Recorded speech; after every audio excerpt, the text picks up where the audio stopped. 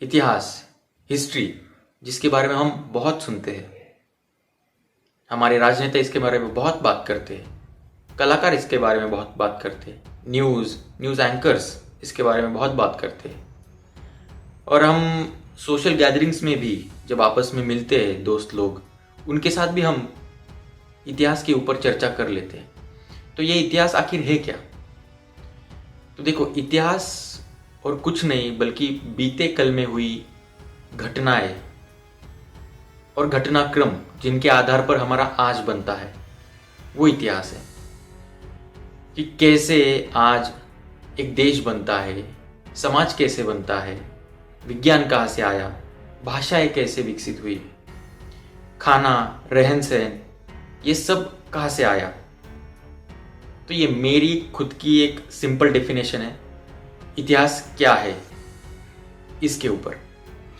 अब हमें ये इतिहास क्यों पढ़ना चाहिए, इसका इंपॉर्टेंस क्या है, और क्यों लोग अक्सर ये कहते रहते हैं कि हमें गलत इतिहास पढ़ाया गया। तो मेरी मानो तो 3 मुख्य रीज़न है कि क्यों हमें इतिहास पढ़ना चाहिए। पहला है आइडेंटिटी, पहचान, अस्तित्व। दूसरा है ability to predict upcoming future, यानी आने वाले समय का अंदाजा लगा पाना। और तीसरा है फ्रीडम, आज़ादी, स्वतंत्रता। इस वीडियो में हम इन तीनों को एक एक करके समझेंगे। तो पहला रीजन है आइडेंटिटी, पहचान। अब मेरी पहचान है कि मेरा नाम हेमकांत है, मैं इंजीनियर हूँ, महाराष्ट्र में रहता हूँ, भारतीय हूँ। उसी तरीके से आपकी भी एक पहचान होगी, आपका भी एक नाम होगा, आपका भी एक एजुकेशन बैकग्राउंड होगा, प्रोफेशन होगा। अब इन सब का तो हमारे पास एविडेंस होता है, यानी सर्टिफिकेट होता है। लेकिन जब हम कहते हैं भारतीय हो, हाँ, नेशनैलिटी का भी एक सर्टिफिकेट होता है। लेकिन अगर कोई पूछे भारत क्या है, तो फिर थोड़ा मुश्किल हो जाता है। कोई मैप उठा करके ये कह सकता है कि देखो, कश्मीर से लेके कन्याकुमारी और पूर्व में अरुणाचल से लेके पश्चिम में गुजरात तक का जितना भी भूभाग आता है, वो सब भारत है। अब अगला सवाल ये हो सकता है कि ये भारत बना कैसे, इस भूभाग में भारत कैसे बना। तो उसके लिए हमें 1947 जाना होगा, हमें भारतीय स्वतंत्रता आंदोलन समझना होगा। उसके लिए हमें समझना होगा कि हम पे किसकी हुकूमत थी। फिर हमें अंग्रेजी हुकूमत को समझना होगा, हमें ईस्ट इंडिया कंपनी का इतिहास समझना होगा। फिर हमें समझना होगा कि अंग्रेज कैसे आए और अंग्रेज़ों का पहले का ज़माना कैसा था। हमें फिर मुग़ल एरा में जाना पड़ेगा। और फिर ये सवाल उठता है कि ऐसा हम कितना पीछे जा सकते हैं। जितना जा सकते हैं उतना बेहतर है, लेकिन ये काम फिर इतिहासकारों का, स्कॉलर्स का है।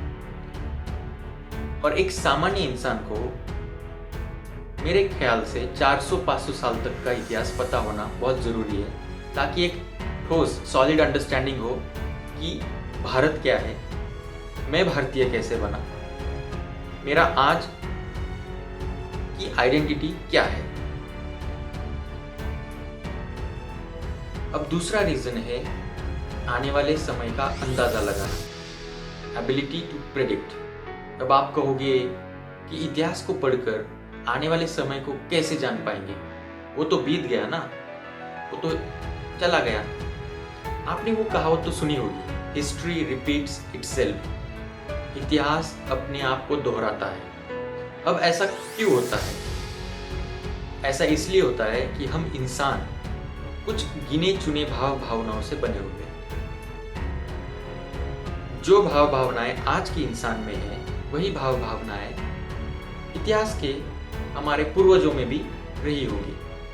जैसे अगर आज के इंसान को गुस्सा आता है, वो स्वार्थी है, लालची है, लव, सिंपैथी, एम्पैथी, एनवी, ये सारी चीज़ें आज के इंसान में है, तो वो पहले के इंसान में भी थी। और इन्हीं भावनाओं के आधार पर विचार बनते हैं, और इन्हीं विचारों के आधार पर फिर इंसान बिहेव करता है, कृति करता है, एक्ट करता है। और घटनाएं इन्हीं एक्ट का एक परिणाम होता है। तो आज घट रही घटनाओं का संदर्भ, रेफरेंस अगर हम पास्ट में ढूंढे, ऐसी सिमिलर घटना से हम जोड़ के देखें और सोचे कि भाई ऐसी घटना पास्ट में हुई थी, उसके ये परिणाम हुए थे, तो हम अंदाजा लगा पाते हैं कि शायद अभी जो हो रहा है उसका आने वाले समय में ऐसा कुछ परिणाम हो। ये बस अंदाजा ही होता है, ऐसा कुछ फिक्स नहीं होता है, लेकिन हाँ, ये आने वाले जनरेशन को आगाह करने के लिए बहुत ही एक अच्छा टूल या टेक्निक है, ऐसा मुझे लगता है। तीसरा कारण है फ्रीडम, स्वतंत्रता, आज़ादी। अब आप सोचेंगे कि इतिहास का और स्वतंत्रता का क्या ही लेना देना है। हमने इतिहास में अलग अलग रिवॉल्यूशन के चैप्टर्स पढ़े होंगे, जैसे French revolution, American revolution, Russian revolution और ऑफ कोर्स इंडियन रिवॉल्यूशन। अब ये सारी मॉडर्न टाइम्स यानी आधुनिक समय में हुई घटनाएं हैं। तो हमें लगता है कि रिवॉल्यूशन यानी एक राजा या हुकुमशाह के खिलाफ आंदोलन करके, उन्हें हरा करके एक नई व्यवस्था लाना, उसे रिवॉल्यूशन कहते हैं।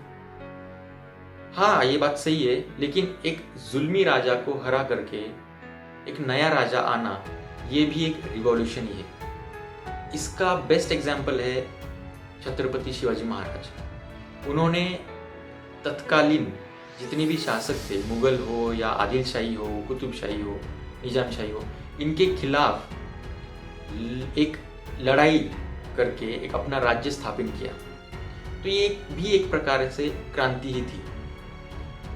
अब ऐसी घटनाएं आपको इतिहास में बहुत सारी मिलेंगी। फिर आप कहोगे कि राजा का बेटा जब राजा बनता है तो भी तो बदलाव होता है। देखो, इतिहास में हर बदलाव क्रांति नहीं है। Not every change is a revolution. ठीक है, अब